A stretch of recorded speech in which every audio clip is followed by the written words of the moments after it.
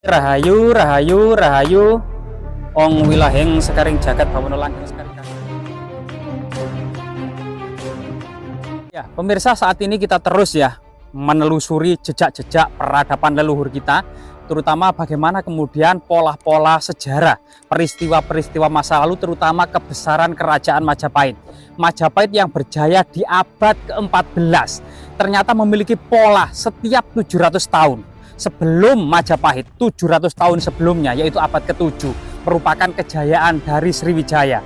Ternyata 700 tahun sebelum Sriwijaya merupakan kejayaan peradaban Funan, ya, kerajaan Funan di lembah Sungai Mekong. Ini semua peradaban yang ada di Nusantara, yang memayungi Nusantara. Dan jika dilihat dari Majapahit hingga saat ini sudah sekitar 700 tahun. Sehingga generasi kita inilah kebangkitan kembali Nusantara. Di lokasi ini ada diduga semacam tempat orang bertapa sampai membatu, ya. Jadi ada beberapa kemudian tinggalan-tinggalan yang saat ini kemudian generasi saat ini atau generasi now kemungkinan sudah tidak mengetahui lagi apa fungsi dan kegunaan dari batu ini. Jadi batu ini merupakan batu penggilingan, ya. Jadi di sini ini tempat untuk menaruh biji-bijian. Jadi misalnya biji jagung atau biji kacang dimasukkan di sini, kemudian ini diputar. Tempat untuk gagang putarannya biasanya ada ini. Jadi ini untuk semacam ada kayu gitu ya, dimasukkan untuk pegangan untuk memutar batu ini. Batu ini diputar sehingga biji-bijian ini dari bawah ini menjadi lembut. Nah, di sini ya, jadi lembut. Nah, ini ada dua, ya. Jadi ini terlihat sekali, ini juga batu penggilingan atau apa ya namanya, ya. Lah ini bagian bawah seperti ini, ya, ada lubangnya. Nah, ini untuk menggiling, ya. Sama memasukkan biji-bijian ke dalam sini gitu, ya. Jadi saat ini memang alat-alat profan seperti ini atau alat-alat keseharian di masa lalu gitu, ya, itu tidak ada yang difungsikan lagi. Padahal setiap perempuan waktu menggiling biji-bijian itu kemudian sumsum tulang ini semakin tebal dan semakin kuat gitu, ya. Jadi pada waktu itu memang jarang yang kita dapati seperti penyakit diabetes, kolesterol, asam urat itu, karena memang para wanita selain bertani, menumbuk, menenun, kemudian membuat tembikar, menggiling biji-bijian, ya, banyak sekali aktivitas para wanita maupun laki-laki pada waktu itu. Nah, di sini kemudian ada semacam balok batu candi, ya. Bentuknya memang besar dan sangat keras gitu, ya, serta tentunya sangat berat pula. Dan di sini ada cungkup sederhana. Lah ini ada gentong. Nah, biasanya gentong seperti ini itu ada air. Lah di sini itu ada semacam gayung, ya. Gayung, bukan nenek gayung, tapi ini gayung. Nah, ini untuk biasanya mengambil air, biasanya untuk minum orang-orang zaman dahulu gitu, ya. Jika kita lihat film kolosal, misalnya Tutur Tinular, atau kemudian Mantili, Saur Sepuh gitu, ya. Atau apa lagi yang berlatar belakang sejarah kerajaan Majapahit. Nah, di Bojonegoro ada Angling Darmo. Nah, itu semuanya kemudian terlihat gitu, ya, orang-orang membuka gentong. Nah, ini ternyata ada tutupnya. Tutup gentong gitu, ya, dibuka, ternyata ada isi air. Ada gayung yang terbuat dari batok kelapa, kemudian dimasukkan untuk mengambil air, kemudian diminum, glok glok glok glok. Nah, seperti ini. Nah, saat ini sudah tidak ada lagi, karena saat ini generasi no tinggal mencari Indomaret, sudah tersedia berbagai macam minuman yang tersedia. Nah, ini. Nah, di sini juga ada ternyata. Jadi di sini ada semacam tandon air, entah untuk apa, kemungkinan untuk bersuci gitu, ya. Tapi saat ini sudah tidak ada airnya. Di sini juga ada semacam balok batu candi, ya, bagian dari pengunci serta fragmen batu bata kuno yang cukup banyak sekali gitu, ya. Nah, fragmen bata kuno. Kalau di sini kemungkinan ini gentong baru. Jadi pada masa kerajaan Majapahit loh, ada tutupnya. Pada masa kerajaan Majapahit, tembikar-tembikar ini itu masih belum memiliki teknologi glasir sebagaimana kemudian keramik Tiongkok yang sudah berglasir, ya. Mungkin kita nanti bertemu dengan fragmen keramik Tiongkok. Namun saat ini kita tidak mendapati lagi. Yang ada adalah tembikar-tembikar era kerajaan Majapahit ini masih belum berglasir. Jadi ada banyak seperti kemudian gentong, atau kemudian gendok, atau kendil, atau kemudian jambangan, atau banyak sekali, ya, banyak.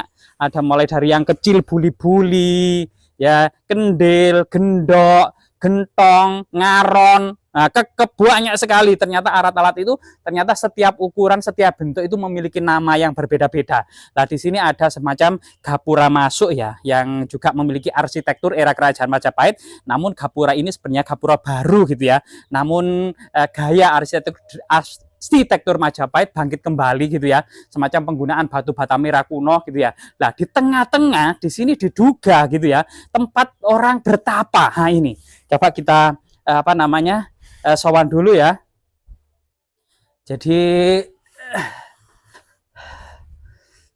rahayu ong wilahing sekaring jagat bawono langgeng sekaring kajang sekaring mayang mbah putunipun sowan. Lah, jadi di sini ada balok batu candi yang besar, fragmen batu bata, dan di sini ada lumpang batu.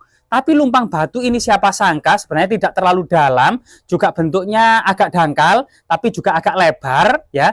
Diduga ini tidak memiliki fungsi sebagaimana lumpang batu pada umumnya, yaitu memiliki fungsi profan keseharian untuk menumbuk biji-bijian pada waktu itu ya, dedaunan, rempah-rempah, umbi-umbian yang kemudian untuk kebutuhan sehari-hari pada waktu itu. Melainkan diduga lumpang batu ini memiliki fungsi magis dan sakral.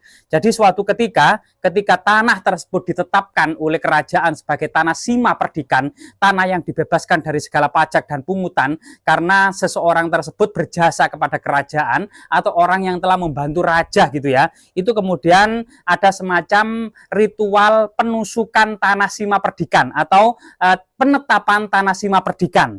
Ya, pada waktu penetapannya yang dihadiri para pejabat kerajaan, pembagian hadiah-hadiah, termasuk tampak siring itu adalah pejabat desa-desa tampak siring, itu adalah perwatasan-perwatasan. Jadi desa-desa perwatasan itu juga diundang. Kemudian seorang pendeta makudur gitu ya, setelah kemudian menghadap ke utara, ke barat, ke selatan, ke timur, membacakan mantra-mantra, menyebut dewa-dewa, Om Maharsi Agastya, O Durga, O Mahisasura Madini, oh Kali gitu ya, dan dewa-dewa yang disebut pada masa Hindu waktu itu dan Buddha, kemudian gitu ya, seseorang pendeta makudur tersebut itu memecahkan telur di atas batu kalumpang gitu ya, batu kalumpang bahasa kunonya dulu, kemudian menyembelih ayam ya di atas batu kalumpang, memecahkan telur sebagai tanda keputusan raja tersebut itu ceprot, tidak bisa diganggu gugat, termasuk tidak bisa kemudian dirusak oleh generasi-generasi yang akan datang, baik itu 4 catur warna, yaitu golongan Brahmana, Kesatria, Waisa, Sudra, maupun 4 catur asrama, golongan Brahmacarin, Grehasta, Wanaprasta, Sunyasa gitu ya. Kalau merusak ketetapan raja itu ya, akan kemudian direngkah kepalanya, disobek perutnya, diburai ususnya, dimakan darahnya. Kemudian kalau ke laut akan dimakan ikan, kalau di sungai dimakan buaya, kalau di hutan akan dipatok ular, akan dimakan harimau dan lain sebagainya. Itu akan dimakan dagingnya oleh kali, akan dipelantingkan di tempat yang tinggi di bawah jurang, akan remuk dan akan binasalah seluruh keluarganya. Itu salah satu kemudian isi dari kutukan-kutukan yang ada di atas batu kelompang yang dibacakan oleh seorang makudur. Jadi memang selain kemudian lumpang ini sebagai tanda penetapan tanah status sima perdikan dalam upacara penetapan tanah sima perdikan ya, yaitu seorang makudur tadi, bisa saja kemudian di sekitar sini itu ada semacam seorang pendeta utama, karena situs ini juga berhubungan dengan salah satu kemudian yang terdapat di dalam prasasti Petak ya. Dalam prasasti Petak itu ada kalimat Munggueng Jinggan. Nah, letak Jinggan sampai saat ini itu bagaimana kemudian mengacu pada sumber-sumber historis. Ternyata kitab Negara Kertagama itu memuat letak Jinggan. Jadi rombongan kerajaan Majapahit ketika hendak ke Lumajang tahun 1359 gitu ya. Mula-mula sebelum mengunjungi Lumajang, mula-mula dari Trowulan ibu kota Majapahit, kemudian rombongan ini mengunjungi Japan yang saat ini Bangsal, kemudian melewati hutan Pandawa, Tebu, Bebala, Kanci, kemudian Mandala Panjrak, Ponggeng, Jinggan. Setelah itu melanjutkan ke Ratna Pangkaja, Kuti Haji Pangkaja, Pancasara, sampailah di Kapulungan ya, sang saat ini Kepulungan. Kemudian rombongan bangsawan Majapahit tersebut bermalam di Kapulungan. Jadi situs ini juga kemungkinan memang sangat berhubungan dengan awal tadi kita jelaskan adalah semacam lokasi pertapaan, karena tepat ini di lereng Gunung Pawitra atau Gunung Penanggungan. Di dalam kitab Negara Kertagama itu ada 7 karesian terbesar pada masa kerajaan Majapahit ya, yang disebutkan Empu Prapanca dalam kitab Negara Kertagama. Yang pertama adalah Sumpit, kemudian Rumput, Pilan, Butun, Jagadita, Pawitra, dan Pucangan. Nama Pawitra disebut. Lah, itu ada hewan apa itu, Kang? Ah, itu. Itu hewan apa itu, Kang? Nah, itu. Pucangan dan lain sebagainya itu ya. Nah, ini. Lah, ini salah satu kemudian bentuk apa namanya? Karesian yang ada di lereng Pawitra sebagai kemudian salah satu bentuk apa namanya ya, lokasi pertapaan. Kenapa sih orang masa lalu itu bertapa ya? Ternyata dan bagaimana kemudian bertapa? Ternyata ada sebuah apa namanya khazanah pada masa kerajaan Majapahit, yaitu yang dikenal dengan cerita Bubuksa dan Gagang Aking, 2 bersaudara gitu ya. Bubuksa yang artinya memang apa namanya usus seraka, dan Gagang Aking yang artinya ranting kering. Jadi Bubuksa 2 bersaudara ini pergi ke hutan di atas gunung untuk bertapa. Setelah sekian lama, karena Bubuksa ini makan apa saja yang ada di hutan, ada kijang, ada babi hutan, ada ular, dimakan semuanya. Sedangkan Gagang Aking hanya memakan dedaunan sehingga kemudian kurus kering. Kemudian Sang Hyang Wenang mengutus Dewa Kalanjaya untuk menguji kemudian pertapaan mereka, mendatangi Gagang Aking dalam bentuk seekor harimau yang kelaparan. Aku akan memakanmu. Gagang Aking mengatakan, jangan makan diriku, karena diriku kurus kering dan pahit.